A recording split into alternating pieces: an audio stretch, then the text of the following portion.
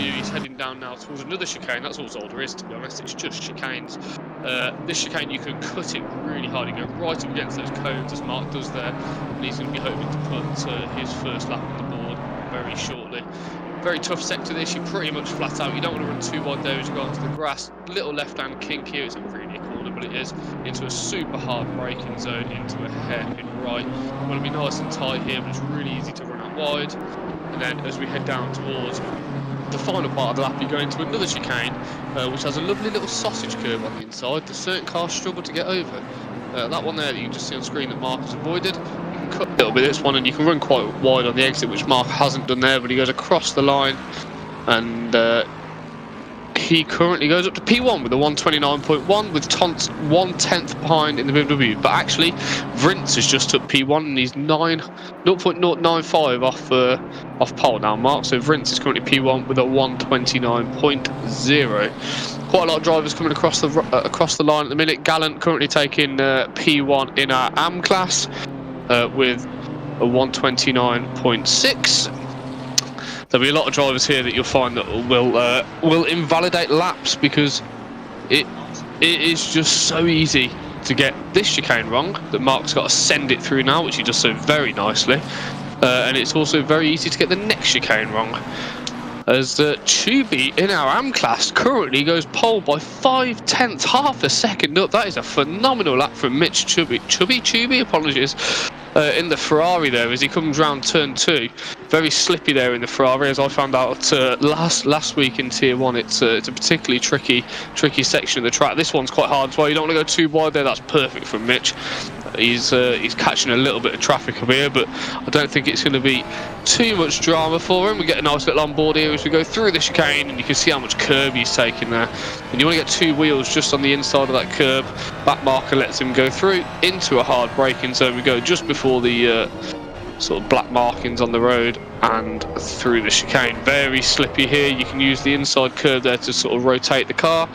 And Mitch is on a flyer here. Tonts has now gone 1/10 behind Mitch, so he's only he's on 28.6. Very, very fast lap times. That would have been competitive in our Tier 1. To be fair, although I think P1 in Tier 1 was a 26. We'll ignore that though, because that was Michael Thomas, so he doesn't really count because he's just under the level. But 28 is definitely competitive. Inside curb there, but he goes across the line. Let's see if he improves. He does improve. He goes up by 1/10, so he's now got a 2/10 gap, or just under, to the 143 BMW of Tonts. Really, really tough track this. It's one of those tracks where you just don't get any room to breathe. Like, you know, the first sector, you think, okay, the first sector's not too bad. You know, you've got a bit more space, you can run a bit wide, but one mistake and you lose the whole lap. Like, you get turn 1 wrong, the whole lap's gone. You're not going to recover it. We're on board with the 669 car of Vuta at the minute, in the McLaren, currently in P7. He's got to try and find himself 7/10. And if he can do that, he'll put himself up into pole. Although at the moment, in fairness, he's P5 in class, so he's got to be thinking about that, really. You kind of want to get that class win, really. You don't really need to think too much about the other classes, because, yeah, okay, everyone's a pretend racing driver and they want to take the win, don't they? But he goes P2, you know. But everyone wants to take the win, but yeah, in reality, you're only really racing the cars that are in your class, and that's kind of what matters. As Paolo Ambrosio here comes across the line in the Ferrari, let's see what he can do. He doesn't. He does improve, and my God, does he improve. He goes into the 127.9s and takes pole by 4/10. Mitch is not going to be happy here. Right, Horvath now in the one and only Lexus. The Lexus is an absolute rocket ship for anybody that hasn't been on ACC recently. Although Zolder's one of those tracks where it's a little bit narrower, a little bit tighter, and it can probably be a little bit more difficult to extract the time out of the Lexus. But we'll see what he can do. He's coming into the last chicane now. And then we're going to see him cross the line, and let's see what Zoltan can do. Currently in 12th and across the line. He goes P2. Well, I take it back. I said it was difficult to extract time out of it. Turns out I just don't know what I'm talking about. That was a phenomenal lap, great effort. Right, Carl Van Horn now across the line, goes up to P8. Times are getting faster. Track temp at the moment is 21 degree ambient and 29 degree track. Mark Conway is now going to look to improve. He goes up to 5th, so he's found a little bit more time. It looks to me like this track is just getting faster and faster and faster. So what I'd probably expect to see is drivers sort of pushing their limits, but as they push their limits, the track gets faster, the times get faster, and actually you want to be the last person out on track really, because that's when the track's the most rubbered in. And Chris Hill is in the stream. Aren't you in Cornwall, Chris? Go and have a beer. Go to the pub. Right, we've got an onboard from Mitch now, who's going across the line. We'll get a full lap from Mitch, and we'll watch him. Oh, he's gutted. Look at the gap, 0.01. Off pole there, so he's got to find. Oh, he's backing up. Well, we was going to have an on board, but Mitch has decided that that wasn't quite going to be the lap, and he's returned to the pits. Right, Horvath through the chicane. Can he take it up to pole? There's less than 1/10 right now between the top 3. Is that gap going to get bigger? No. Zoltan does not improve. He's still P3. That's P2 in class. Right, Arjen van der Linden now in the number 14 BMW, currently up in P12. There's less than a second between P1 and P12 right now, so that really does go to show the gap that there is on track, and you can imagine how tight the racing is going to be when we actually get into the race. And right, into the final chicane. Let's see what Arjen van der Linden can do. And across the line in the number 14 BMW. I'm not sure he improved there. He's still less than a 10th, right, less than a second off.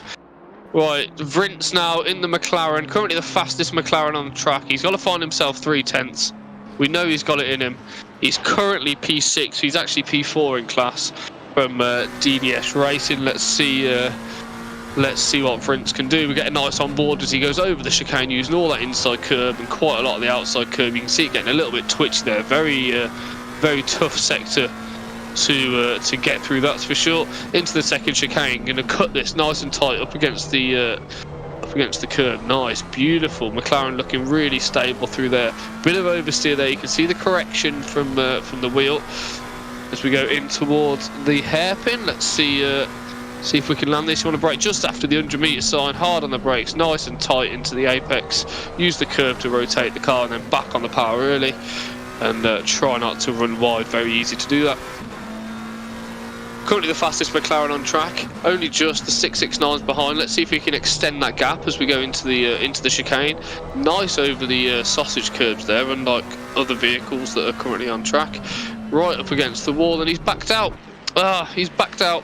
At some point we will see a full on-board lap, but at the moment it doesn't look like it's going to happen, because everyone we jump on board with decides that they're going to abandon the lap. Right, Mark Conway is going for it once more, and he's going through the first sector right now. It's a lovely bird's eye shot, that of Mark. You want to get this corner nice and tight. You don't want to run too wide here and end up in a little gravel trap on the outside, which is exactly what Mark's done. See that? This is where it's really difficult, because actually, although that looked minimal, I bet that's cost him 2/10. And it's really challenging to be on the limit and fast. A very bad. Oh, and he's gone. What was I? And there we go. That's unfortunate for Mark there. That chicane is a killer, unfortunately, but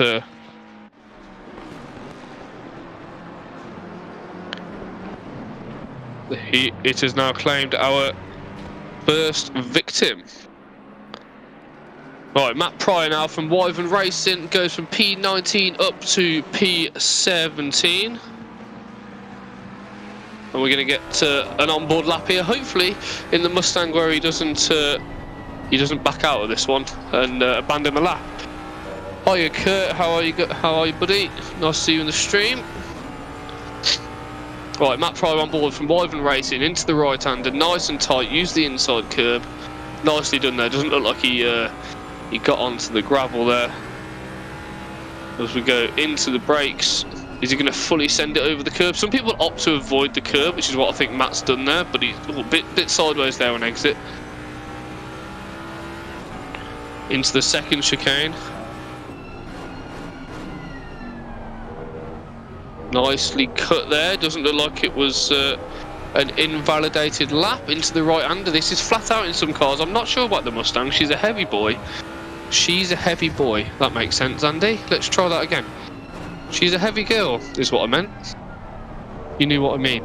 Right, Matt's now going to get the run down to the back straight. Flat out through here. The Mustang is an absolute weapon in a straight line. Into the final chicane we go.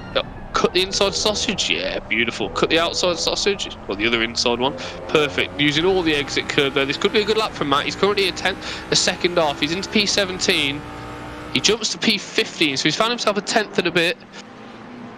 And it's a tough track around here in the Mustang, that's for sure. So we'll see what he can do. There's 6 minutes and 45 seconds remaining of this qualifying session.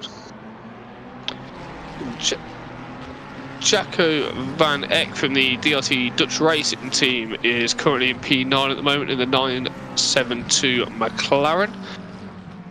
He's 5 tenths off pole, and you can just see that gap there. 2 tenths will put him P6. 2 tenths, that's it.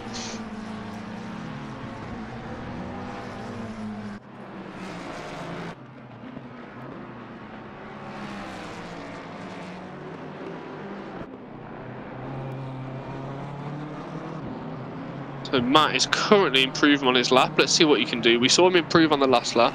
Let's see if he improves on this one. He's going to go into this hairpin. The McLaren is good on the brakes. He's got a BMW in front of him. Hopefully that BMW is on a flyer, but and doesn't get in Matt's way. There is quite a gap in fairness. Right, let's see if Matt can improve. He's 9 tenths off. A lovely bird's eye shot there as we go into the final chicane. Doesn't want to outbrake himself here. Doesn't look like he did.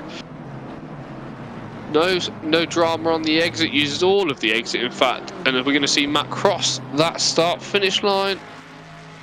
We are. He goes up to P12. He's found himself a couple of tenths. Nice lap from Matt.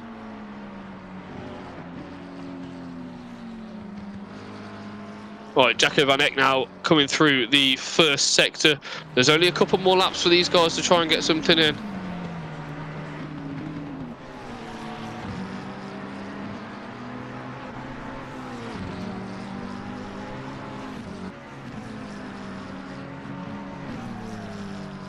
Really planted, I will say, the McLaren. It looks like one of those cars that sort of just sticks to the road, doesn't it? I've never really got on with the McLaren, I'll be honest. But right, we're going to go and see Frank Hopp in the Lamborghini. We've not seen Frank yet, actually, as he goes through the final corner, a little bit sideways there, but no real dramas there. Frank Hopp coming across the start-finish line, currently 9 tenths off pole. Wow. Frank Hopp up to P7. He really did find some time there in that Lamborghini. That's a great lap from Mr. Hopp in the 217 Lamborghini. Lovely onboard shot there. You can just see all the information that the drivers get on their screen there, including the race logic, which has got the timer on, so you can see that he's on 21 seconds, 22 seconds, and so on and so forth.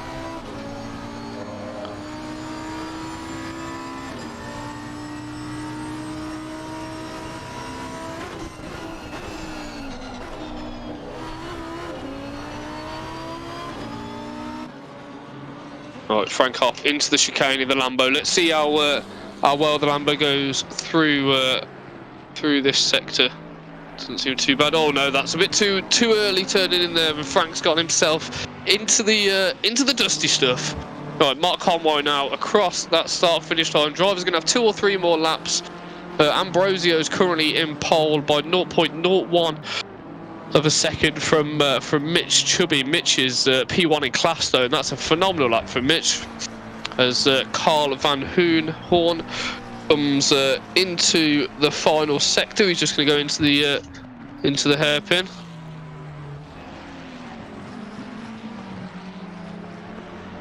See what he can do here. Nicely done there.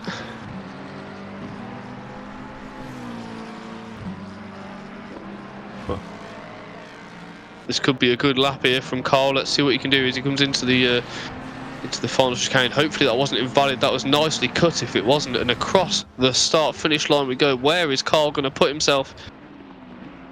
He goes P4 and he's only a 10th off pole. He's going to have to go again. There's about 2 or 3 more laps for these drivers. Kurt Peters in the stream says, shame there's no stream last week. Finally I could take the win in semi. Yeah, I'm not even going to say anything to that because my race did not go well. Right, here we go again from the 213 McLaren. He's going to get a nice slipstream down the straight here into the chicane. Lovely onboard shot. Hopefully no oversteer here and correction needed. Little bit there is on the exit, but no real dramas.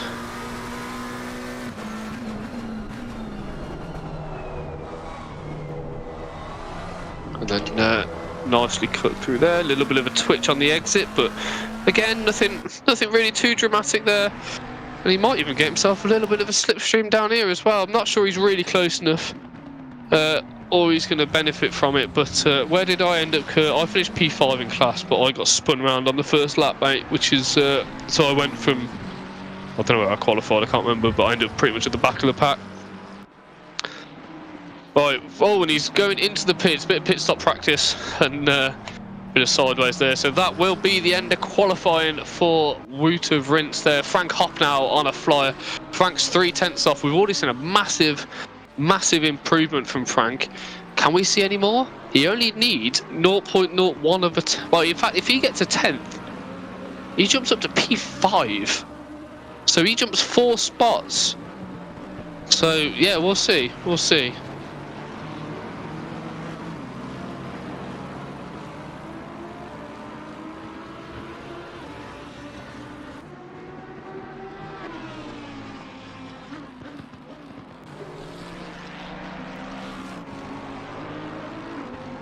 Is he going to make anything happen? Nice and clean through there. Nicely using all of the exit. More curb jumping needed. Yeah, people need to send it. Full send. 27.9 is not too bad for pole though. That's decent lap time. How are you, Regan?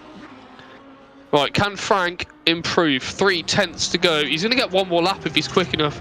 And if he's got enough fuel. We've got 20 seconds of this quali session left. Round the final chicane, full send. Got a lot of supporters in the stream. Mr. Hop currently 9th, does not improve. He does not improve. He's going to go again. He's going to be one of the last people to cross the start finish line. Mitch Tubey, I've noticed, is also going again. He's P2. He's only 0.01 off. He's in the first sector at the moment. And let's see if Mitch can take pole. Although he's P1 in class by 3/10 at the minute, but we know what people are like. He's going to want P1 overall, isn't he? So let's see how much of this chicane he sends it. Because it's a bit of a risk, isn't it, right? It's a risk between just send it and just try and get as much time as you can and take a full-blown risk, or is it, you know, do you ease off a little bit and maybe just go for just sort of net delta? It's yeah, it's a pretty tough one, but nice and clean through there. You can cut that inside nicely, and then it's flat out, full throttle, all the way down to the hairpin. You want to be dropping that TC down in the Ferrari though, because God does it bog coming out the corner. Ask me how I know that. Nice and tight up on the inside, back on the throttle. Nice exit there from Mitch. Let's see what he can do as he comes into the final chicane. The Ferrari struggles through the final chicane. You can't take too much of the sausage curb, but he's going to be one of the last people across the start finish line, and he abandons the lap. It's the commentator's curse. Everybody I watch abandons the lap. But there we go. We have got Paolo Ambrosio on pole, Mitch Tubey in P1 in class and P2, Zoltan in 3rd, Van Horn in 4th, Hunt in 5th, Donanella in P2 in class and P6 overall. Mark Conway, Vrint, Frank Hopp and Bilsma are your top 10. De Gore, Geens, Van Eck, Van der Linden, Pryor, Gallimini, Parker, Gallant, Casal, Neusbauer, apologies if I mispronounced that, is your top 20. So Ambrosio takes pole, but you can see just how tight it is at the top there. Less than 1/10 of a second between the top 3, and it's going to make for some interesting racing.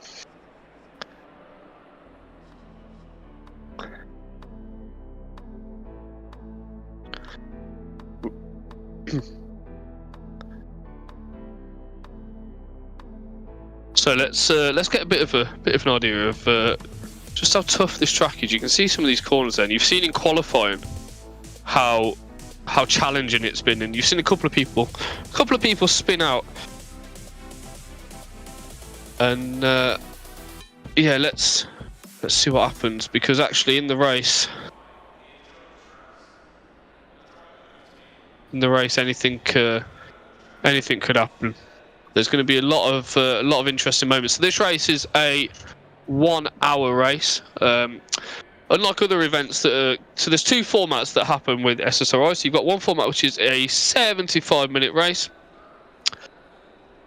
so 75-minute race with, there's a mandatory pit stop, but you only have to take fuel, you don't have to take tyres. So you have the choice between taking full fuel and doing a little bit of a splash and dash at the end, and just taking 1 litre, 2 litre, 3 litre, which reduces your pit stop time but makes you slow at the start. And then there's the second format, which is the one that we're watching at the moment, which is a 1 hour race, which does have mandatory tyres. So all of these drivers I'd expect to stop around the 30-minute mark, which is kind of makes sense, right? Although there is a caveat with Zolder. So Zolder's short, it's tight, it's narrow. If you're at the front, is there a benefit to taking a little bit less fuel and boxing earlier and just staying in that clean air for as much of the race as you can? Same if you're at the back. You know, do you box early and try and undercut?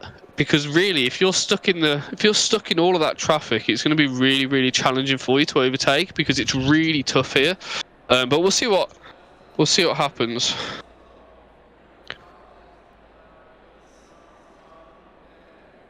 We'll see what happens in this race, that's for sure.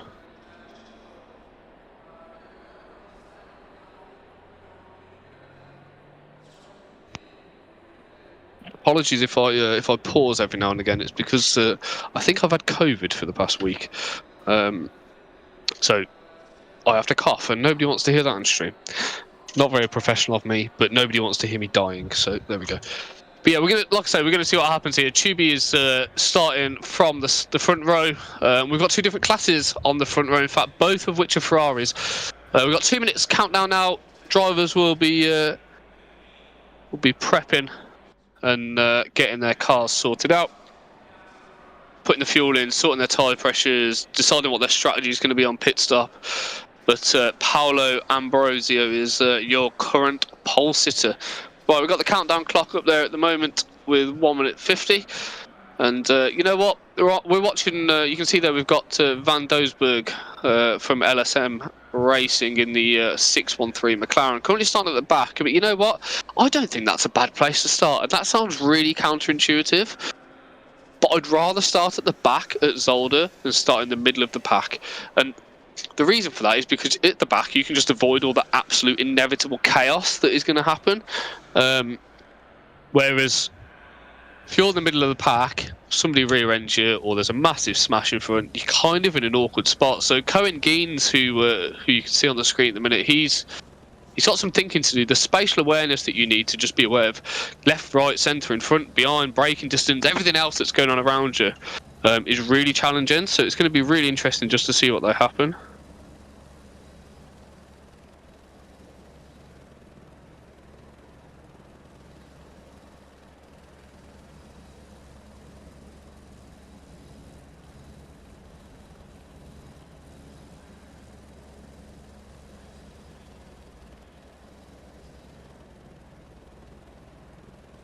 So yeah, I think it's going to be smart. If you're in the stream and you're watching, what would you do if you were Cohen now? Would you be looking for a short pit stop? Not a short pit stop. Would you be boxing early? Would you be going long? Would you just go at the halfway mark?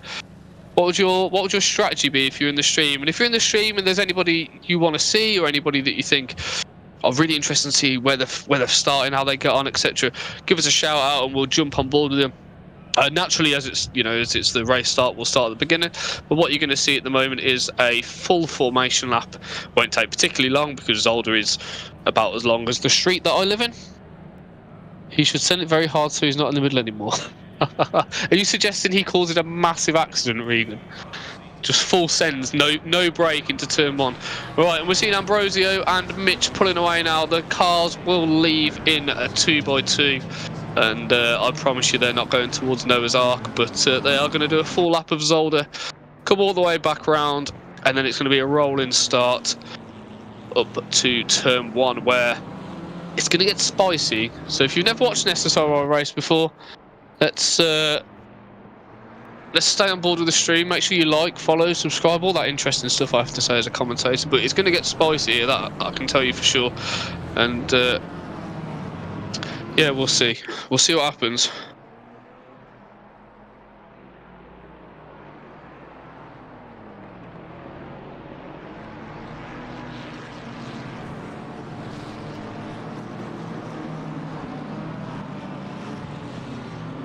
Right, Dario Bonanella at the moment from the BDC Squadra course.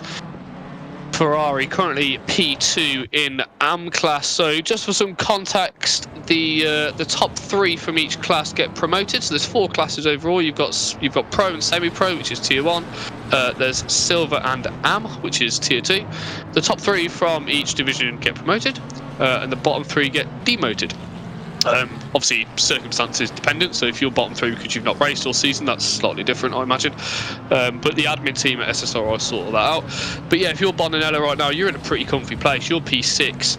The next person down to you in class is Matt Pryor, who's in P15, the 27 car.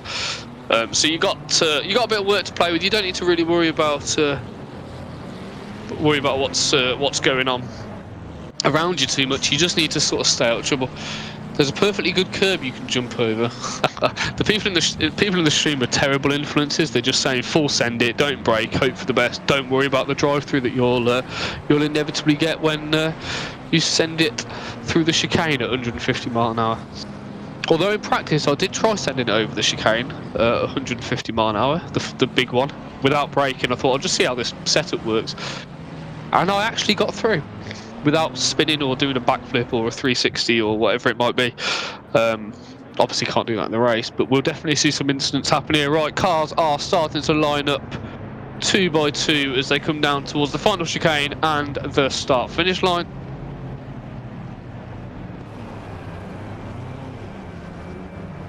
In a minute now, you are going to see the lights go green, and Mitch Tubey is going to try and make his way into P1. And hopefully it's a nice clean getaway, but we'll see. Nice, lights out and away we go. We're going down towards turn 1 now, nice and clean so far, although it is about 15 wide in the background. Are we going to get through turn 1 nice and clean? There's a little bit of contact there, but no real dramas. Pushing a bit wide. The top 10 or so have got through cleanly. There's no yellow flags going on. That's a dive up the inside, but he's backed out of that one from Van Horn there as it settles down nicely. Nice start from Ambrosio as he pulls away. Mitch Tubey currently down in P2. Zoltan and Van Horn currently going side by side. Van Horn gets the move up the inside of the Lexus, and now he's under threat from Tons in the BMW. So we're going to go 3 wide. They've got to back out of this surely as we go down in towards the chicane for the first time. Hard on the brakes here. And Gallant is already in the pits. Look like there has been a bit of chaos behind. Zoltan gets through okay. Frank Hopp in the pits. Gallant in the pits. And I'm not sure what's happened there, but it looks like there has been some chaos that has certainly happened there. Right, bit of sideways action there. Let's go through the chicane. And yeah, I don't know what's happened there. Oh, Actis is currently P3, although I think that's a little bit broken and that's not quite where he should be. F1, F2 with Rowe has joined. I assume his name's Lloyd because that's what Chris has said in the stream. Welcome. Relatively clean getaway, although Frank Hopp and David Gallant are probably going to tell me otherwise. Although I didn't see that happen on stream, so there we go. Right, Paolo with Ambrosio with a brilliant start there, nice and clean, getting away from it. Mitch Tubey sticking with him. 2 Ferraris currently lead the way, but Paolo has pulled a 7th, 10th lead. Bonanella now is currently jumped up a spot or 2. He's going to be putting a bit of pressure on Zoltan in that Lexus, which he's going to have to really get that Lexus sort of hooked up. It's a pretty tough car. So actually listen to me, there's been a massive crash at turn 1 here. Unfortunately didn't quite catch that on stream, but looks like there is a few drivers that are in the pits, and you can see there just from sort of looking at the track map how many cars are quite far down the order. Never ideal, it's not what you want. Stewards are going to have some fun. Van der Voort in the pits, the number 6 car as well. He's a lap down already. That must be quite severe damage. I think he's the only one that's currently still in the pits. As Michael de Gore looks to go up the inside in the chicane and thinks twice about that one on Matt Pryor, but he's only a tenth off him.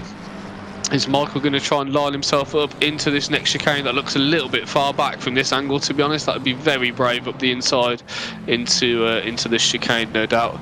And yeah, he thinks twice about that one. The problem with being behind the Mustang is it is so fast in a straight line that the Ferrari, even in the toe, is not quick enough. So the only place you can get past him is on the brakes, and that's really hard to do because you need to put so much trust in the other driver. And the reality is that sometimes they just don't want to let you past. Sometimes they just do not want to let you past, and he's going to have to try and sort of force his hand here. And I think some of that is going to come down to him sort of sticking a nose in where it's not really wanted or not really supposed to go. And actually, you can see just how close he's there. And there's the nose, and Zoltan does not fight that as Bonanella goes through. But Zoltan might get the switch back here. They're going to go side by side. Zoltan gets the door shut on him, and that's not Zoltan. That's Conway. Sorry, apologies. It is a Lexus, isn't it? I'm not going insane. That is a Lexus. Yeah, it is. The time screen on the left was going a bit mad there. Zoltan wasn't actually on the screen. There we go. I am correct. First time around. There we go. And right, anyway. So yeah, Zoltan has opened the door to Bonanella and sort of let him through. Whether it was intentional or not, I don't know. It's hard to say, but it's not really worth fighting sometimes too early on in these stages of the race. Just sort of let it happen. If anyone wants to blame anybody for the crash, you can blame Regan Mitchell in the stream. He called it. Send Regan to the steward's office, I reckon. Right, Michael de Gore still trying to make a move happen on this Mustang. Is this going to be the move into the hairpin? It's not. He's going to keep it tucked in behind. Mustang can be a bit slippy on the exit here, but not this time around for Matt Pryor, who had a great race at the Nurburgring when we watched that one. Well, I say great race. He had a lot of issues, but a great recovery is probably what I should say. Right, Michael de Gore is putting the pressure on him. Paolo Ambrosio is just driving away at this point. If you look at the delta from the screen on the left, there's a 2-second gap already as Paolo is just disappearing into the distance.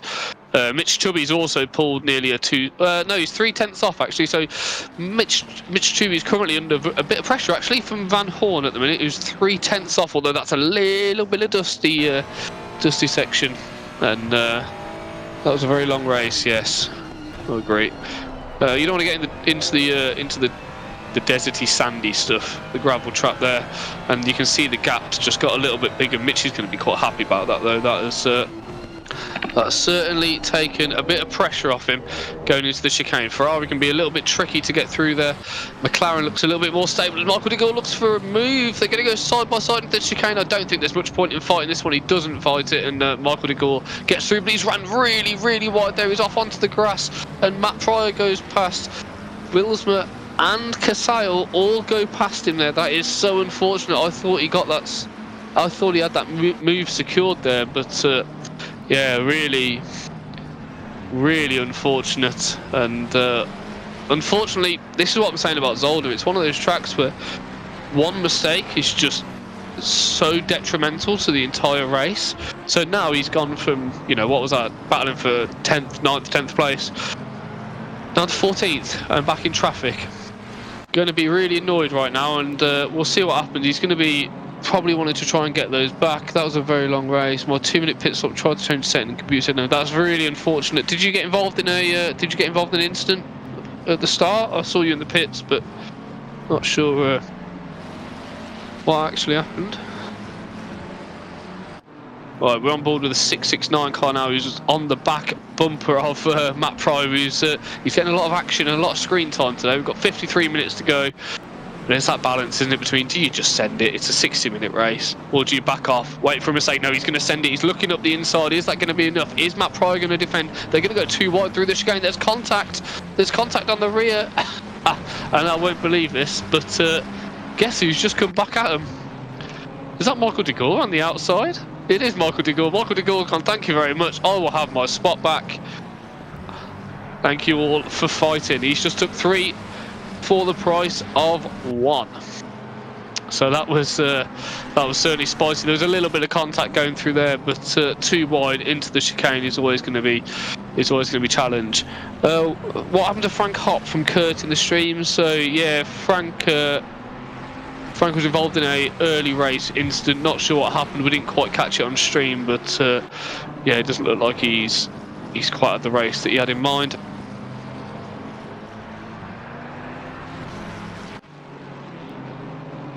This could be move on into turn 1 here. Is the McLaren from Wouter Bilsma going to go back on the Ferrari? Yes, he is, but he's gone very wide there, and that's into the gravel. Is that going to open the door for Matt Pryor? It is going to open the door for Matt Pryor. He's getting attacked from all angles here. He's going to try and outbrake him in the Macca though. The 27 car and of Matt Pryor and the 669 McLaren are going to go 2 wide. We've got another Ferrari in the mix. Oh, there's contact from the Ferrari, and that's a big push off the track into the sandy stuff. Watch the rejoin there. He rejoins a little bit slippery there, and that is not quite what he had in mind there. The rejoin was a little bit scary. Looks like he's lost traction as he's got back onto the track, or he's tried to avoid the Ferrari and ended up in the wall. So you can see there the 669 McLaren is just plummeted down the order down to P20, which is absolutely not what he would have had in mind there, considering he was battling for position. He's got some recovering to do now to try and get back to where he was. But yeah, not what he had in mind. But Casale in the number 80 Ferrari, currently P4 in class, putting the pressure on Matt Pryor. He wants to sit on that podium. He wants P3 in class. I don't blame him. Matt Pryor's been under pressure, and every single lap he seems to be under pressure from a different driver. So yeah, we'll see how he copes with this one. And every single time it seems to be either be a Ferrari or a McLaren. Right, this is in the slipstream. Is he going to look up the inside? Marco chooses not to at that point, and Matt in the 27 car in that Mustang remains in front. Don't know how long that's going to hold off for though. This is a really tough track, and braking distances matter here, and it'll be interesting to see how the sort of psychological warfare happens between these drivers now. So will Marco start to show a nose just to try and get into his head a little bit and make him think, oh, I'm here. Speaking of showing a nose, that's a move up the up behind from the McLaren. They're 2 wide through the chicane. There was no contact, but both drivers did not take the optimal line, and Michael de Gore is not having a good race here. He's off at the chicane again. I will admit, and I'm going to give him a bit of credit here, the Ferrari is awful through that chicane. So if it makes you feel any better, Michael, when you're watching this, I do completely appreciate how really, really difficult that chicane is in the Ferrari. It does not like bumps at all. Right, we've got Vrints now, going to try and make a comeback. He's looking up the inside. Oh, that's a bit of contact. Oh, there's more contact. That is, he's backed off to let him go, but yeah, there was a bit of contact there that probably could have been avoided. Trying to make the moves back up, and this is the challenge now, right? Is he's got to try and get back up, but that is a big send. He's just yeeted that guy into the pit stop. What is going on? That is not what you want to see in the final chicane. Looks like he's missed his braking points. We're going to move forward a bit now as Marco is still putting the pressure on Mr. Pryor there for P11. Not quite got the move done there, but Michael de Gore goes into the pits. I wonder if he's just going to be taking an early pit stop, or whether actually Michael de Gore is calling it a day now, because he's really had a tough start to this championship. Guys, if you're in the stream and you want to see anybody, give us a shout out, but this is where the action is on track at the minute.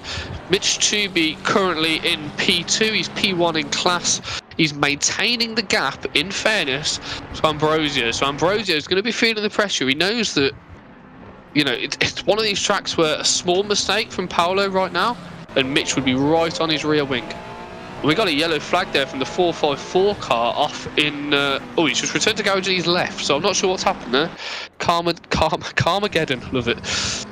And right, Vervat now in the 73 BMW for THRC. I'm not sure what THRC stands for, so if anybody could educate me, that would be appreciated. Sounds like a really weird version of a certain thing that you smoke in Amsterdam that is legal. Read into that as you will. But yeah, Vervat is currently under a bit of pressure and putting the pressure on. So you can see on the timing board actually that Michael de Gore has decided to not retire the car. He has come in for an actual pit stop. And he's back out on track, and Marco's going to try and get the switcheroo, but it's not going to be enough. They're going to go side by side. And the Mustang's actually a bit further ahead. That camera angle made them look try hard racing. Thank you, Chris. That camera angle made it look like Matt was nearly side by side with the Ferrari from Marco there, but not quite. We're going to go down to the chicane. The Mustang is going to get into that chicane first. There's almost no two ways about that. It's just because the Mustang's so quick in a straight line that the Ferrari doesn't stand a chance. But the Ferrari needs to start thinking about poking a nose just to see if he can make anything happen. I'll be really interested over the course of this race to keep an eye on de Gore, actually, just because we know he's boxed early, we know he's had pace, he's probably had to repair his damage. But it'll be interesting to see where he can sort of come back out. And actually, you know what I was speaking about earlier was Mitch Trubey catching onto the back of Ambrosio. There's now only 7/10, so it looks like Paolo has made a mistake. Mitch has caught up by over a second, and Steve Parker there, you can see, is under a bit of pressure. And in fact, Mitch Trubey is now 6/10. So that gap to P1 is getting closer and closer every time we look at it. Is Paolo struggling? Has something happened? Has he had a lapse of concentration? And let's see if he can start to pull that gap away again, because right now Mitch is going to be less than half a second behind him very shortly. In fact, 3/10 now, 3/10 of a second for Mitch, and this is Am versus Silver. So let's see what happens here. If I'm Paolo now, oh, and it's gone wide. Oh, and that is not what you want to see from Paolo. He started on pole. He's led the first 15 minutes and he's just gone wide at the chicane. Wants to watch people coming around here. Nice spin there, not getting in anybody's way. He is going to be gutted. P1 to P8. And that is really, really unfortunate there from Paolo. He's going to have hot tyres now, and the Ferrari's particularly tricky in hot tyres. But yeah, he's dropped down the order quite significantly. But Mitch Trubey now is your current race leader in AM class, followed by Van Horn, who's your race leader your P1 in class in silver. And he's going to want to be trying to take that race lead now because, well, he's got an opportunity to do it. So Mitch is going to be under some pressure now from this McLaren, and I think a lot of it is going to come down to how consistent can they be, when do they box, and how much traffic do they hit. So, oh, that was a bit twitchy there from Mitch coming out the exit there. And but yeah, let's see what Carl can do. Ambrosio, we know, has got the pace. He's currently got purple up. You can see that on the timing board on the left. But let's see how much he can recover. But Carl is going to be thinking, right, Ambrosio's gone now. I don't need to worry about him. Let's focus on Mitch. Let's focus on catching him up. And let's see if we can make anything happen. For anybody that's new to ACC, and I suspect people watching probably aren't realistically, on the time screen on the left, you'll notice that everybody has a number 1 next to their number board. That number 1 represents the amount of pit stops that they have to take throughout this race. So if they've got a green bit, like you can see there for the 213 or the number 9 car, that means they've taken their mandatory pit stop and fulfilled all the mandatory requirements. So in this particular instance, it's tyres and fuel. So Prince and de Gore are currently, although probably a lap down, and Matt Pryor has gone off it now at the same chicane. And that is not what you want to see there. Matt was flying, but there's still a long way to go. We've still got 43 minutes. But yeah, as I was saying before about the pit stops, it'll be really interesting to see where the number 9 and 213 car come out once people start to go through that pit cycle, because actually those pit stops are really, really important here, and you can make or break a race by pit stops. You know, if you mess up your pit entry and you're going too fast, you risk a drive through, you risk a stop and go 30, whatever the penalty might be. If you leave the pits too early, again, you risk a penalty. If you come into the pits at the okay speed but you miss your pit box, again, that can cost you a couple of seconds, whilst your mechanics and engineers and all the fun stuff that happens in the ACC virtual world can sort you out get you back onto the ramp. There's a couple of seconds there as well, so you can lose that too. So yeah, we'll see what happens. Regan Mitchell, realistically, they need to be avoiding the curbs in the race. Yeah, it's a tough one, isn't it? Especially in the Ferrari. I think the Ferrari is awful through those curbs. Mitch is under some serious pressure right now. The 217 car, we've got a yellow flag in the background. It seems to be moving again though. It looks like it's in turn 1. Not sure what's happened, but Mitch currently under pressure for the race lead, and we'll see what happens. We will see what happens. He's doing okay at the minute. This is one of those tracks where if you just race your line and you don't really worry about what the car behind's doing, you'll be alright. But the moment you start racing in your mirror, the moment you start over defending, or you start over driving, or whatever it might be, all of a sudden you're losing, a second and a half a lap. And before you know it, you're in a 3 or 4 car battle, and that's not where you want to be. What these two at the front need to be doing now is thinking, right, there's 41 minutes to go. We're pulling away from the rest of the pack. Let's not fight. Let's work together. Let's drive away from this. We're in different classes. We're both P1 in class. Let's not worry about each other. Let's just try and disappear into the distance so nobody else needs to worry about us, and let everybody else start scrapping behind us. And I think that's where the mindset needs to be. But that's tough to do though, right? Because really, Carl Van Horn now is going to be thinking, screw that, I want P1. Which, I get it. I do get it. Because, everyone likes to take P1, don't they?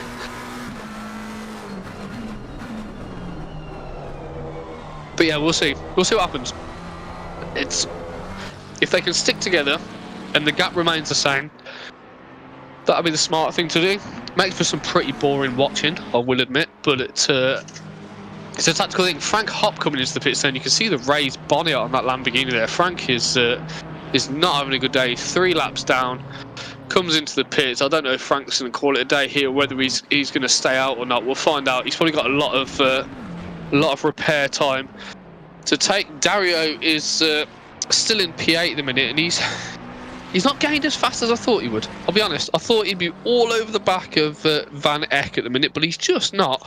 So it does go to show the pace, even in this top 10, is relatively similar. And race pace is always so different to quali pace, right? So some of these cars will feel a little bit lighter, they'll turn in more, they'll feel more pointy, they might be more oversteery when they're running low fuel. Some of these cars will now feel quite heavy and boaty and won't turn as much when they're on high fuel, and actually that makes a big difference in the race. And if any of these drivers, and we can't see when they're going to pit, but if any of these drivers are thinking, right, I'm just going to go as long as I can here on a set of tyres to try and overcut people, you don't know how much fuel they've got. So it'd be really interesting to sort of see when people start to box, because I suspect it's going to be within the next 5 minutes or so, but there's a bit of a pack starting to build up here as we go into the chicane. No real dramas there, but now the 2-on-3 McLaren is all over the back of Matt Pryor. Both of these cars are boxed. This is for legitimate position. See what happens. DDS Racing. Can the move happen on the Mustang? 2 tenths. Matt getting a little bit defensive there. He covered the inside, but no real drama, no real need to at that point. So we go down into the final chicane. We've been racing for 20 minutes so far, and your current leader is Mitch Chubby, but this is where all the battle is. There's a bit of a sort of 4-car battle going on here, and it's worth noting that actually the car at the front of this pack has not pit yet. So you can really see the sort of disparity in pace that's going on there. Guys, if you're in the stream, who do you think is going to take the win here? Do you think it's going to be Mitch? Do you think it's going to be Van Horn? Do you think it's going to be somebody else? And when would you be boxing if you're in this race right now? If I was in this pack now, I'm going to be honest, it'd be quite soon for me, I think. Van Horn is really keeping with Mitch in P1. There's only 5 tenths between them. Bonanella is not letting them get away though. There's only a second now between the top 3. Bonanella is really starting to put the pressure back on. One mistake, like we saw earlier, we were saying about Paolo Ambrosio, how one mistake could change the entire course of the race. So One mistake from Mitch could do exactly the same thing, and actually Paolo could quite easily get back into the swing of things here and end up suddenly fighting for a podium again. He's going to be really upset that he's lost P1, but he needs to be really careful right now that he's not overdriving the car, that he's keeping the right mindset and just doing what he does best. He's put it on pole. We know he's got pace. If I was him now, I'd be considered boxing.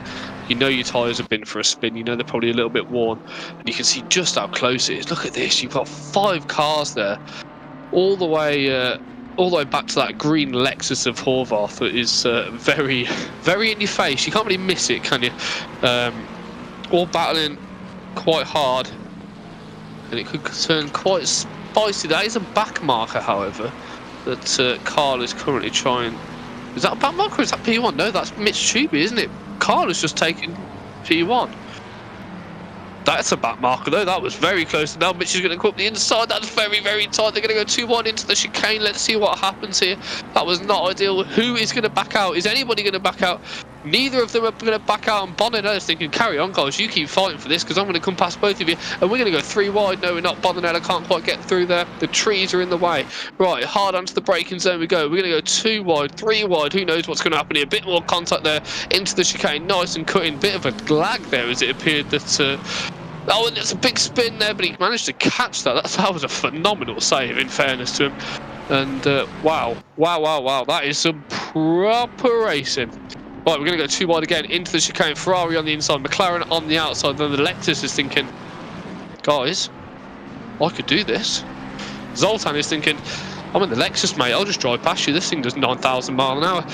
Hard onto the brakes we go, and they've settled now down into single file. But Bonanella is now your race leader after being down in 3rd. Chris Hill said he would box in the pits. Yeah, fair enough. And then Regan Mitch says, I think Van Horn, especially if he gets a half a lap, if he gets 1 or 2 lap overcut. Interesting. Okay, interesting. So Mitch Chubey now, as we were saying, has gone from, you know, battling for position for 1st, down into 3rd, now under pressure from the Lexus, and the Lexus compared to the Ferrari is an absolute animal in a straight line. Fortunately for Chubey here, for Mitch, there's not too much straight lines he needs to worry about. A lot of it is these horrible little chicanes. Zolder is basically just chicanes at the end of every straight. So it'd be really interesting to sort of see how this battle pans out. But one mistake can really just alter the whole race. And I tell you what, that Lexus looks quite stable through there, I will be honest.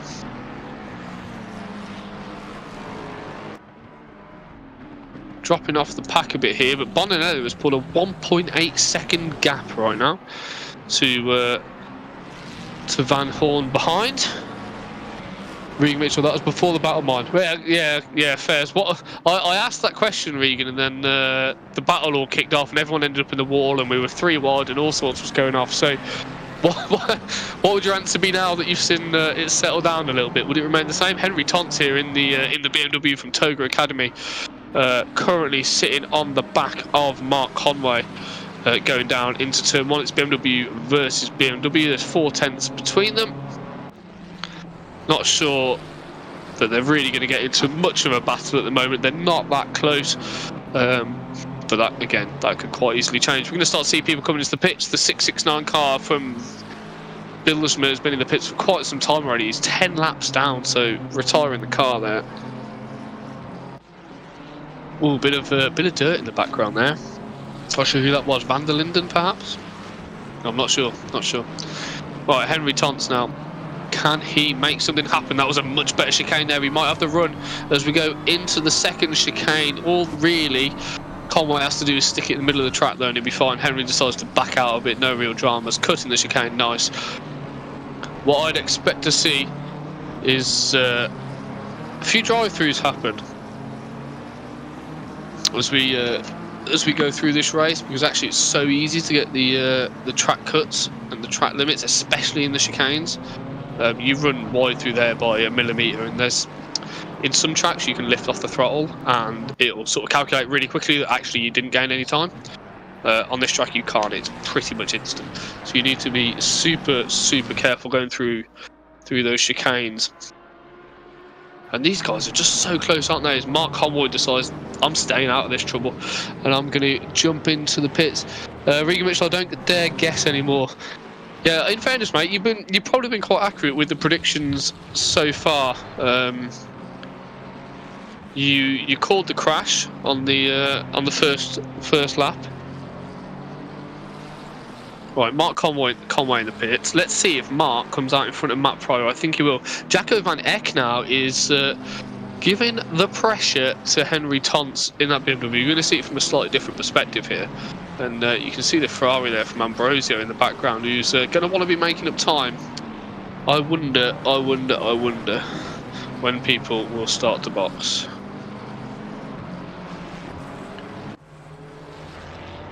It's got to be soon, surely. It's got to be soon. For some perspective, a pit stop is just under the length of a lap. So whoever you box in front of, you'll probably come out slightly behind them, but only just if they stay out for an entire lap. So to Regan Mitchell's point in the stream, the overcut is probably very powerful. Right, Mark Conway is coming out of the pits now. Very tricky pit exit this. You need to be really careful of cars coming through T1. It can also be very slippery. So let's see if Mark gets this done. He does, nice and clean through there, no real dramas. And he's come out in P15. In fact, that's in front of the other people that are boxed, so that's kind of where we'd expect. Zoltan is currently into the pits in the Lexus, followed by Van Eck. So let's see what happens to these guys. Pit stops make sense about the 30-minute mark. I thought there might be a few people going a bit short, apart from those that have been in an incident, such as Frank Hopp, etc. It looks like most people are going sort of at the halfway mark. Dario Bonanello is just driving away now. He's got a 3.3 second lead. He just needs to maintain that gap.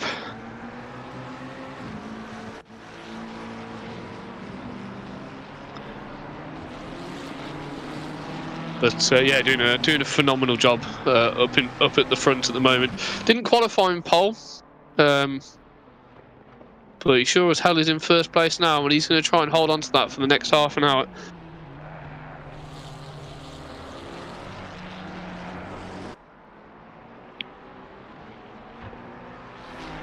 Zoltan and Van Eck still in the pits.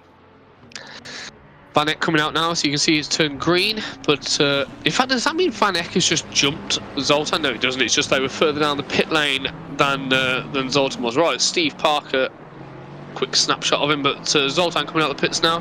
He is going to get some traffic. You can see that from the track map as he comes out from the 137 car of Mark Conway.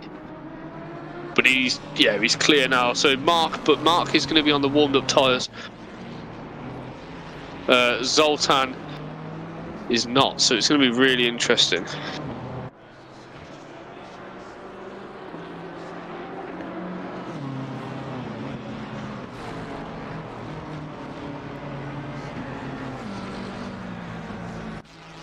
Right, Mitch Tubey now staying out on track, 4-second gap to first. He dropped back a little bit from that small incident. But let's see if he can make an undercut happen.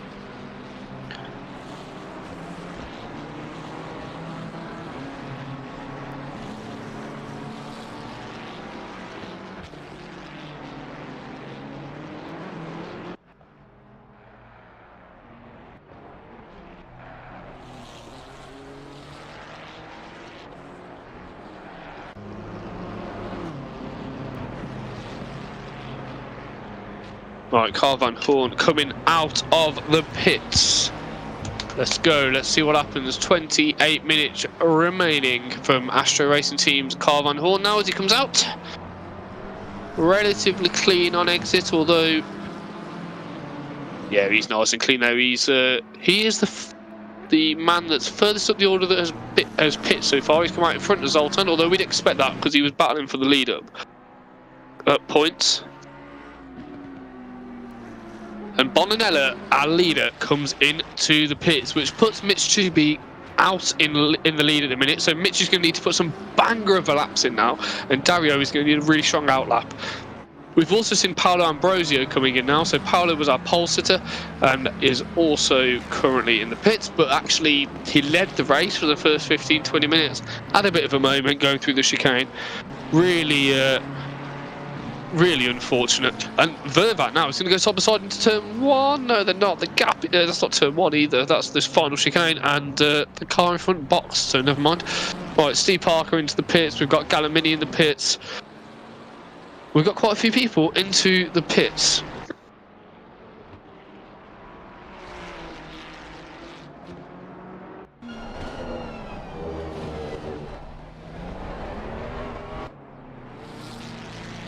Mitch Tooby is staying out. Let's see if he comes in this lap though. This will be really interesting. Let's see, it'll be really interesting. Sim Racing Holland is on holiday. Well, anywhere nice, mate? Anywhere nice? Or just having a bit of time off? Alright, Mitch Tooby, is he going to box? The pit entrance here is a bit of a tricky one. It's basically you drive flat out down this straight and don't brake. And then take a really sharp 90-degree left. So as you can see here from Mitch, he comes into the pits, really hard braking zone, left-hander, right-hander, and then there is the entrance to the pit lane. You don't want to be speeding through there. 50 mile an hour, and Mitch comes into the pit. So let's see if Bonanella jumps him. And Bonanella, he's going to be gutted. He's now stuck behind a back marker.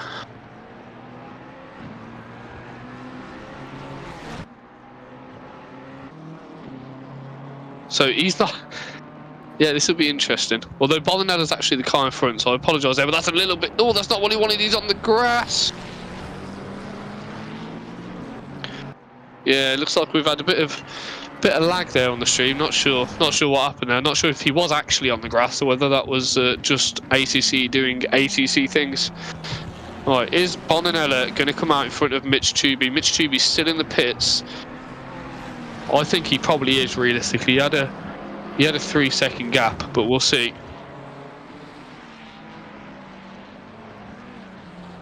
As we come through the final chicane, down the start-finish line. Mitch Tooby's gone green. He's exiting the pit lane. This is going to be close. Bonanella's going to go through, I think. In fact, quite a few of the drivers have gone through there. And Mitch Tooby down into P8 immediately, back under pressure from the Lexus. Look at that Lexus, it just stands out in the crowd, doesn't it? It's yeah, it really does. Right, flying down the back straight. Is the Lexus going to get the run? Is Zoltan going to get the run? The BMW is showing the nose there. He's quite far back. That's very brave. Zoltan decides to hang back. Through the chicane we go. Mitch on those cold tyres. Right, Geens and Tont are into the pits. Marco Casale is coming round as well. Henry Tont's just going into his... Is he leaving? Yeah, no, he's just going into his pit box. And you can see just how close that is.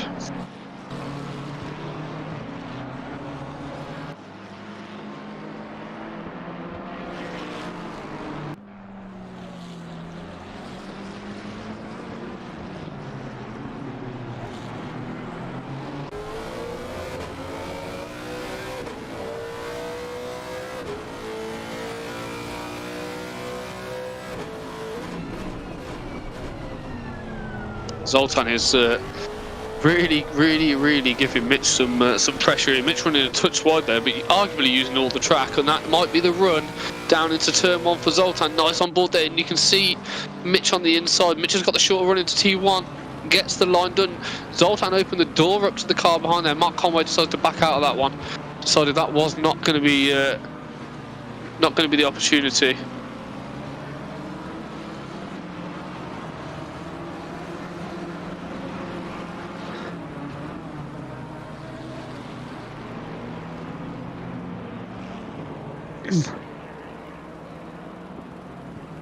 Right, we're going to go into the hairpin. What does his ping look like? Everyone's ping is okay, apart from Actis's ping's a little bit high and Tubi's ping's a touch high, but they're not horrendous.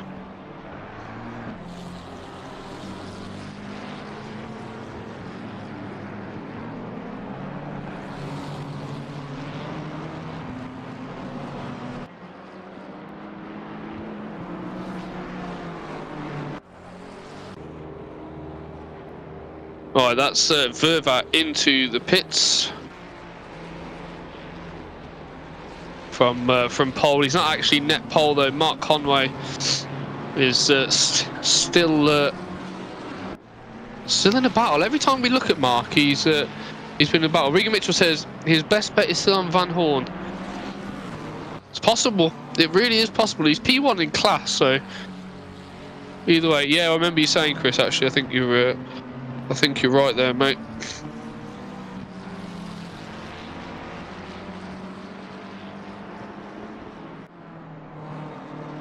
Van Horn could take the win here. He's 3/10 off Bonanella. Bonanella's P1 in class, so if I was Bonanella right now, I probably wouldn't care that much if Van Horn got past me, if I'm completely honest. But he is going to care because he's racing and everyone wants position. We've got blue flags being waved now. We've got a stop and go 30 for Van Doesburg. He's 2 laps down. He's got an SG30. That is not what you want to see. And there's a back marker giving way to these guys here. Not sure what's who's who at this point. That was a little bit confusing, but yeah, Van Doesburg is not having the good time, the time that he wants. That's for sure.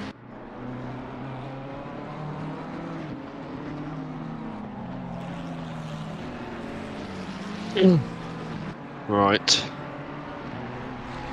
we've got 20 minutes. Just over 20 minutes remaining. The track temperature is dropping slowly, so it'll be interesting to see if any of these drivers have taken that into consideration.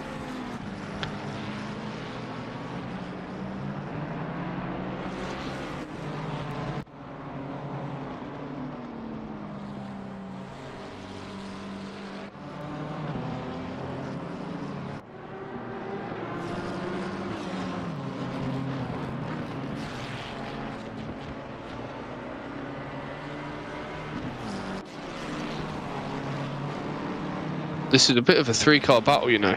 It's really interesting to watch these battles happen because actually they just get so close.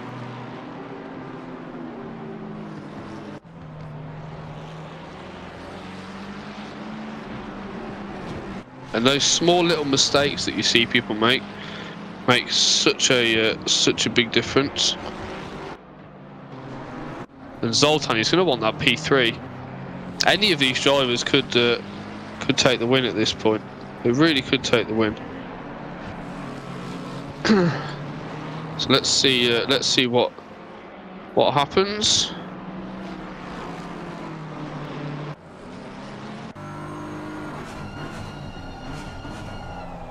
Conway is just gonna sort of hold his nerve. I think that's all he can probably do at this point is hold his nerve and yeah, just sort of see what happens.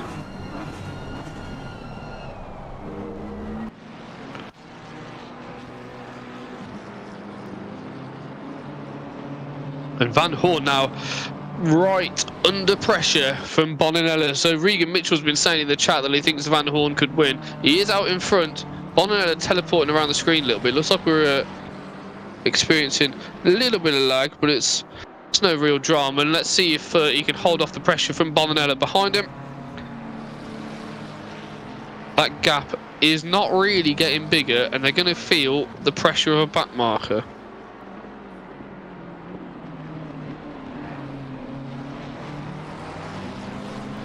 But yeah, Van Horn looks like he's got the move done into P1, and actually he's might get the opportunity to drive away. So Regan Mitchell needs to put the lottery on, I think. Well, let's see if Bonanella can catch him up. Like I said earlier, if I was Bonanella, I don't think I'd be that fussed.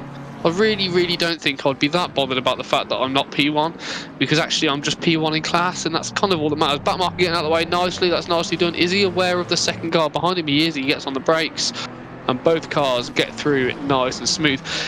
Paolo Ambrosio has not made up the gap that I thought he might after starting on pole and having a really nice start. He's still down in P8 at the minute, which is really unfortunate. Kind of not what he had in mind, I don't think. But he's still P8. It's not awful. 2.5 seconds off the car in front. Mark Conway now is putting the pressure back on Zoltan. He wants he wants that spot back, and actually this is a battle for P3 in class. So yeah, let's see what happens here.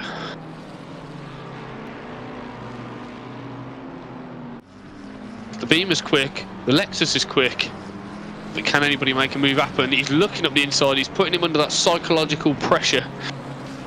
But Zoltan's aware of it and he's not going to budge. And actually that gap got quite big there through the chicane. Van Horn is just driving away now from Bonanella. But you know what? I've said that for every single person that has been in the lead so far. I've said that Paolo was driving away. I've said that Mitch was driving away. I've said that Bonanella was driving away. And Van Horn is now driving away. I hope it's not commentator's curse. And at some point, we'll see one of them actually hang on.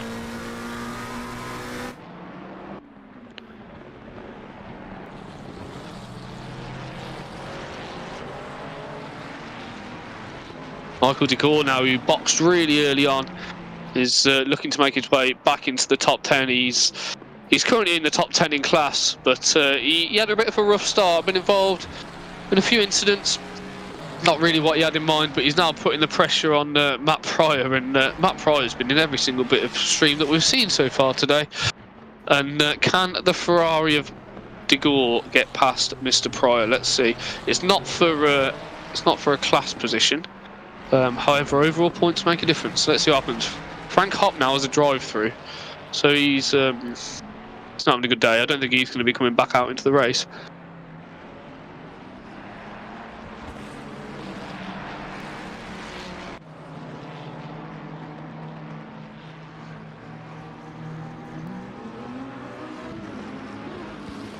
Ambrosio's still got the purple lap. Nobody has yet beaten that lap time, but people are going to be trying. We got a yellow flag. That's the number 42 car there of Ambrosio. It is the commentator's curse. I am cursed, everybody. I need to stop. I'm just going to turn off the stream and stop talking, because every time I mention somebody, something happens. Right, Bonanella now. He is trying his absolute hardest to take back that P1. So forget everything that I said about these guys not racing position.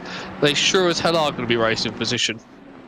And hopefully we get both of them, if they stay in these positions, to jump into the interview box after this. It'll be really interesting to see where their sort of mindset was at. But yeah, really are starting to scrap. Mitch Tubi's 5 seconds back at the minute, so they have got a bit of room to play with. Frank Hopp has decided to come back out into the race, despite having a bit of an incident at the start. He's clearly had a drive through. He's not having a good day today, but he's not last. He is staying out on track. There's 15 minutes to go in this race, and just for some context, next round is Monza, and then the final round is Donnington. So there's 2 more rounds to go. Next week is Tier 1, the week after is Tier 2, then Tier 1, then Tier 2, and so on and so forth.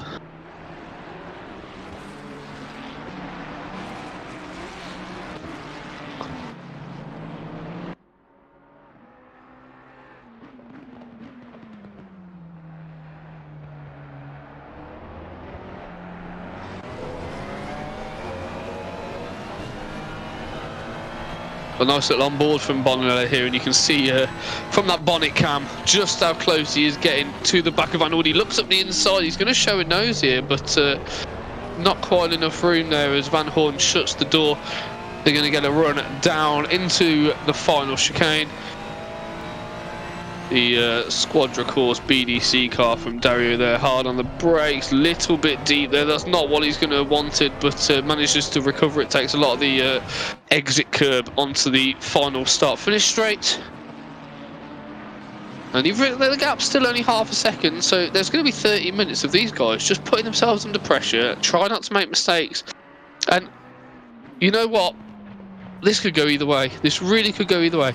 Half a second is just one little tiny error, and that's it. And that's it.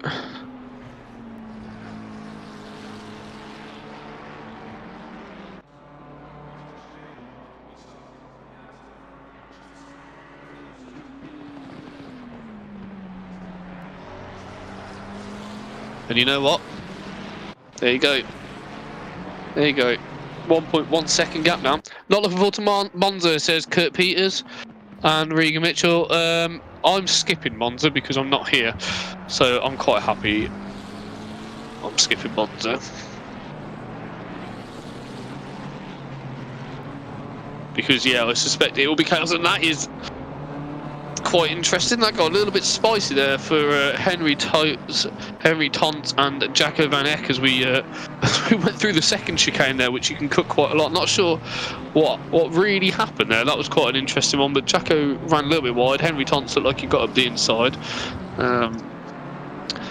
It's spicy, but that is now P6 for Henry Tont.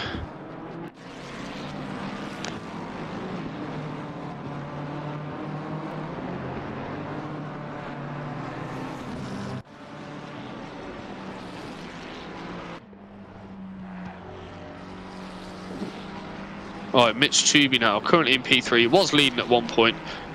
He's now P2 in class, P3 overall. He's got 3.5 second gap, there's 12 minutes to go.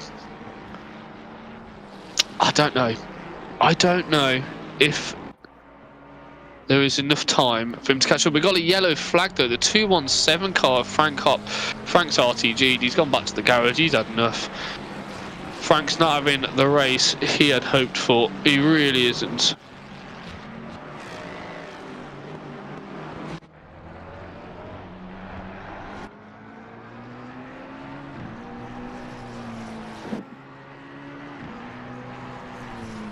But Dario Bonanello is maintaining the pressure on Van Horn.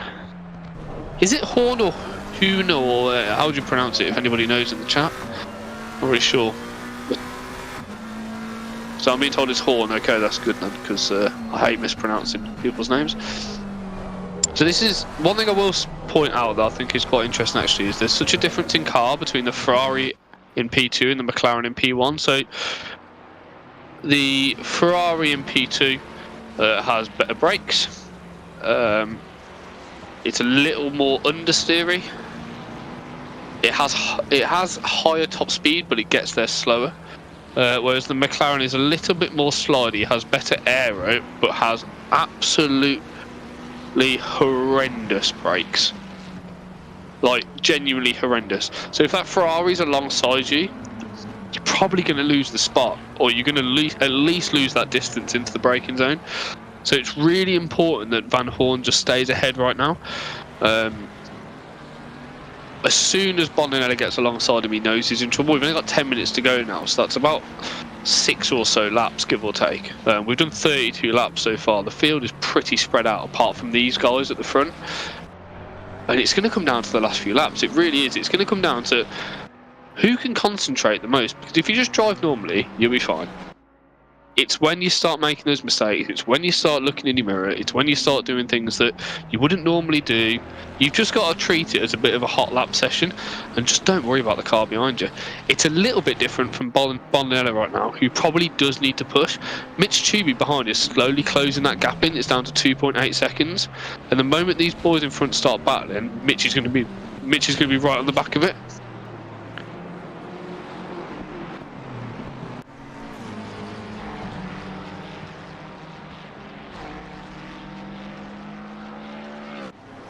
So let's just see what happens.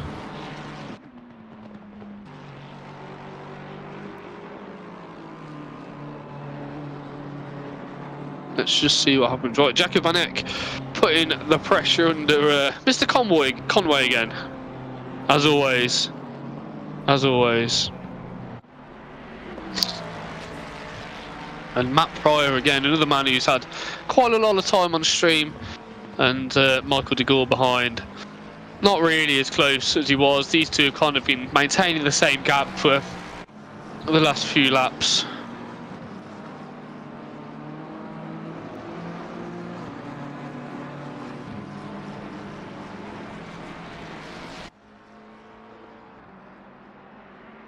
But yeah, not really closing the gap in. I don't think I'm in P1. Yeah, Kurt, what position are you in overall in semi-pro, mate? I think I'm P3, maybe.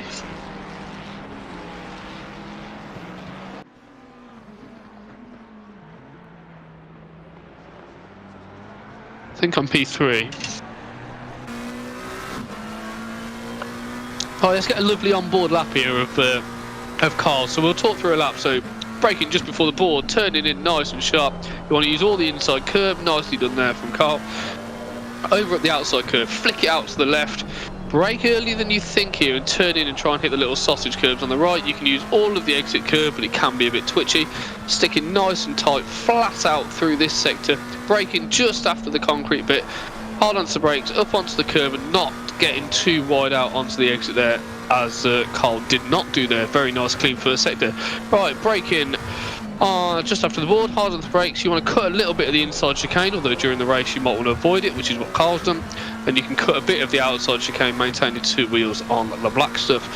Round the left-hander, braking just as the floor turns black, hard onto the brakes, cutting that corner, you get 2 wheels right up onto the checkered grass there. Flat out through this right-hand section. You can use the inside curve to drag the car down a bit.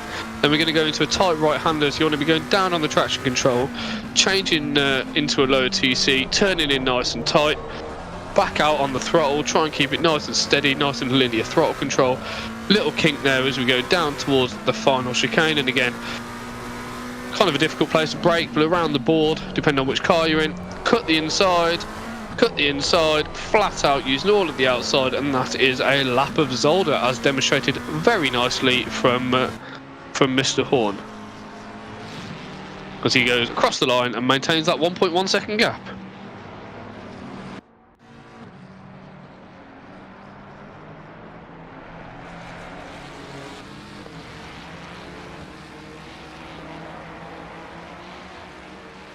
And right, Marco now in the Ferrari is under a bit of pressure now from De Gore. So I'm not sure how Marco ended up in the middle of this pack. I'm going to be honest. Last time we looked, De Gore and Pryor were fighting, but now all of a sudden these boys are now in a three-way fight, and that's De Gore looking like he's getting a little bit feisty here and wants to make the move back on Marco Casale.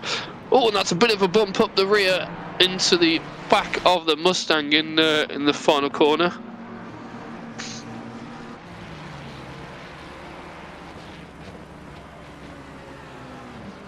As we go through turn 1, no real dramas there. Mitch Truby now takes purple laps. I'm not sure what the lap time is there, but that's a great lap from Mitch. He's not really closed the gap to Bonanella, but yeah, he's now the fastest man on track. And Bonanella and Van Horn are going to be thinking, we can't afford to make any mistakes here, and we can't really afford to be fighting. But Bonanella is maintaining that pressure. We're going to have about 3 laps of racing left here. They're going to get up to about the 38 lap mark, maybe 39 laps. And we'll see if anything really kicks off. I'm not sure it's going to kick off. There's 6 tenths between them. There's not really much point in fighting. I think if anybody is going to fight, it's going to be the 2 AM drivers who are both on the podium, which is a phenomenal drive from our AM drivers around here. Great effort, and the P3 in class for AM is currently Matt Pryor, who's actually side by side with Marco at the minute. Marco is giving him a bit of a hard time. We've got 4 minutes to go. He's already bumped him once in the rear, and Matt's going to be very aware of that, and hopefully doesn't let it get into his head a little bit, because again, like I said, you don't want to start driving in your mirrors.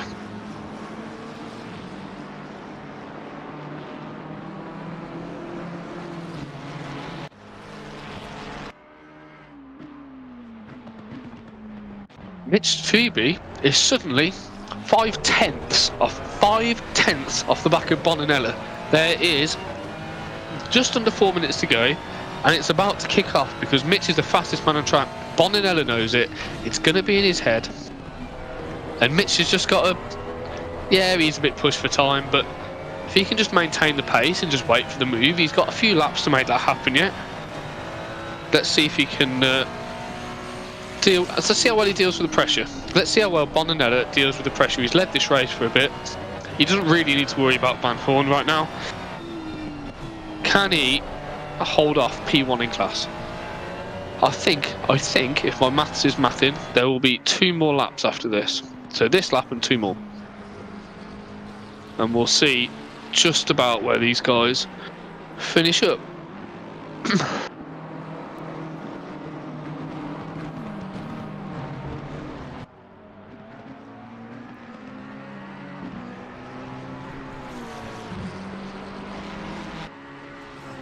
Oh, a bit of lag there from Bonanella. Looks like they're suffering from a bit of server bounciness. Into the chicane they go, nicely cutting. Zoltan's going to be thinking, boys, if you want to fight and have a bit of a crash, I am all up for that, because that is going to help me out massively.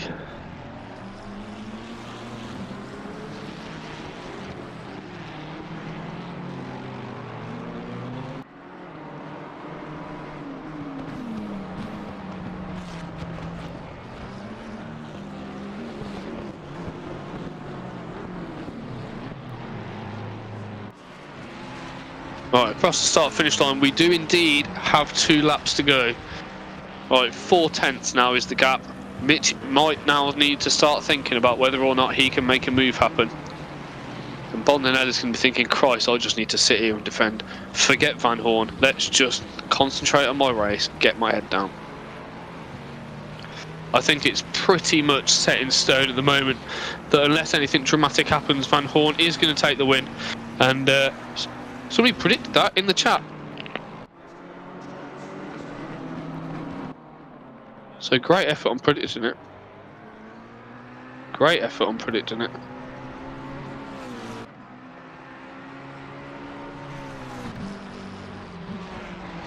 Into the chicane we go. It is just a track of chicanes. It is just a track of chicanes. And that gap's not really got any bigger. It's not really getting any smaller either. That's the problem. Mitch is going to get one more lap to try and make something happen, and he needs to be really careful that he just doesn't do a full send, because it could just ruin his race. And right on the last lap is absolutely not what you want to see. It really isn't what you want to see. Right, into the braking zone we go, into the final chicane for the second to last time. And we're going to get the run down to the start finish straight. Nice exit from Mitch. We'll stay on board with Mitch for the remainder of this lap, and just well, for the majority of this lap, conscious that this is the last lap, as we'll see how close we can get up to the back of Bondanella, or whether Bondanella does not break under the pressure. Into the turn 3 we go, over the inside curb. Both of these drivers in Ferraris going to make it super tricky.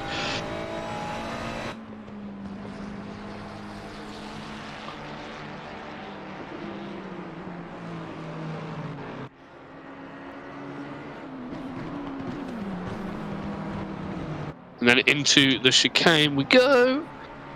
That gap's a little bit closer. Not sure it's going to be enough though. Right, into the next chicane we go, hard on the braking zone. This is the last lap. It's not going to be close enough. Bit of lag there through that chicane from Bondanella. Not sure what's going on there, but he definitely didn't go off track like it was perceived in the game.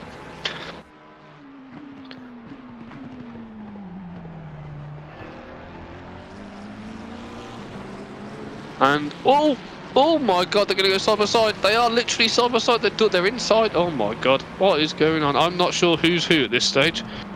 Lots of lag going on, lots of door banging. Is this going to be the move around the outside? There's a bit of contact there, and oh, that is not what you want to see. Mitch Tubey has been spun around on the final corner, and he's dropped back a couple of spots.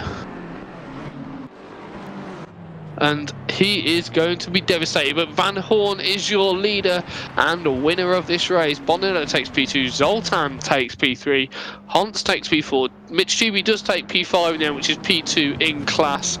Van Eck takes P6, Mark Conway takes P7, Going Greens takes P8, Paolo Ambrosio, our pole sitter, takes P9, Arjun van der Linden coming across the start-finish line now takes P10.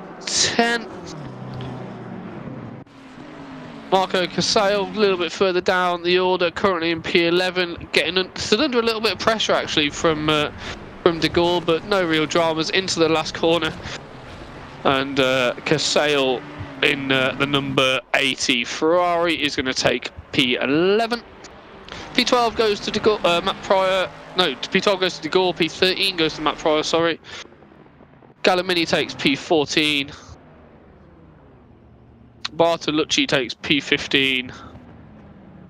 And everyone into the pits, and you'll start seeing people backing out now, so the order won't quite make sense. But if any of the winners want to jump into the interview room, we can interrogate and ask you loads of questions. But yeah, great race for anybody that was watching. That was quite the feisty one, that's for sure. We'll see if anybody decides that they do want to join in the commentary box and come and say hi.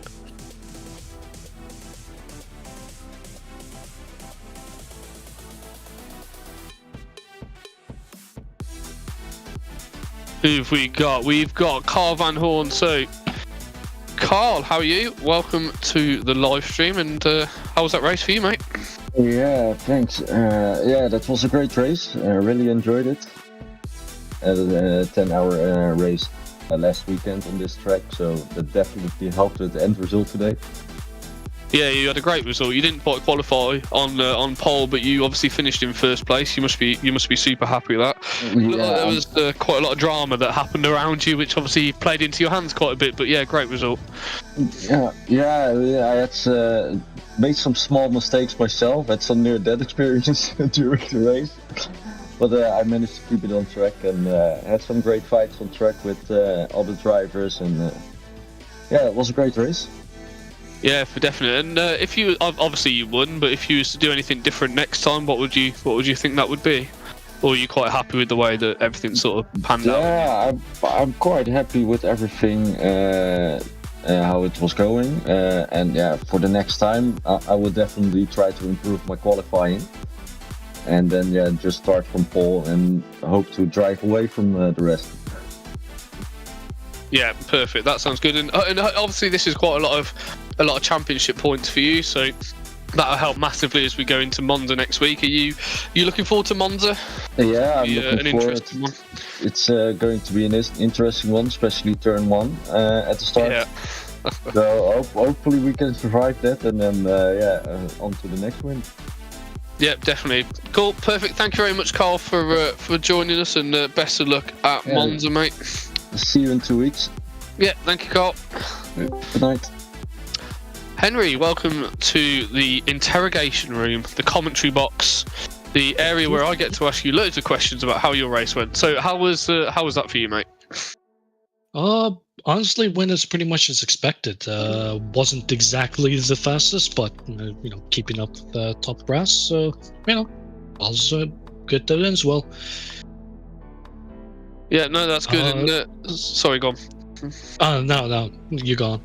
Sorry, I didn't mean to cut you off. I was just going to say, it looked like you were in quite a few battles at points, and under quite a bit of pressure, and giving people quite a bit of pressure. How did the car feel when you're sort of in those positions?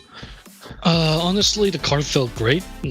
Switching to a more safer setup definitely helped with that, and quite frankly, the tires held up well as well.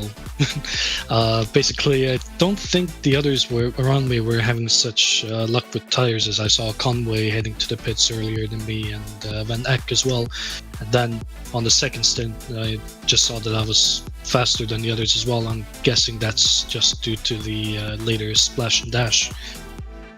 Yeah, and did you? Tire wear is an issue here, definitely. Yeah, for definite. We saw that last week in Tier 1. Did you have a strategy going into this race around what you might do in terms of a pit stop, or was it a case of just sort of see where you qualify and then make a decision? Honestly, I was going to copy Conway's strap from race 1, then just go as late as possible. But saw that I actually had 15 liters of fuel still when I went to the pits, but just saw that my times were dropping just enough to make me worry, so decided to head in first. Let me tell you though, trying to do the math while it's while sweating in this track as well, that was a little bit impossible. But yeah, it's tough, isn't it? I think ACC is probably one of the only games where you have to be the driver, a steward, the engineer, a spotter, and everything all at the same time. And when you're trying to drive along and work out how much fuel you need based on a really specific 4.2 litres of fuel per lap or whatever it might be, that's quite a lot for Zolder, but you know what I mean, it's quite difficult to work out. Thankfully this track is much easier to do. You just take your track time is 130, you put your fuel per lap is 2.5, and then it's just easy. Yeah, for definite. And have you got a plan going into Monza next week? Well, not next week, the week after. Honestly, I think it's going to be a repeat of this week. Start practicing an hour before, because you just simply don't have time to practice, and just try to be as good as possible and avoid any crashes that might have happened this race. Yeah, no, it makes perfect sense. So, thank you, Henry, for joining us, and best of luck in Monza next time around. And hopefully, you get a nice, clean start, no drama, and you can qualify near the front and drive away nice and steady. We all hope that. Cool. Thank you, Henry. Right, it doesn't look like we've got anybody else that is waiting to join the commentary booth, so we're going to call it a day there. Guys, if you've enjoyed the stream, make sure you subscribe to Simsport Racing International on YouTube. There'll be a race on next week, which will be the Tier 1 at Monza, and they do loads of events ranging from leagues on ACC, leagues on iRacing, endurance championships, and everything in between, charity races, you name it. So make sure you give these guys a like, follow, subscribe, all that fun stuff that comes with it. I've been Andy King. Tom has been your broadcaster in the background on the cameras today. So thank you all for joining, and catch you all next time. Thank you very much.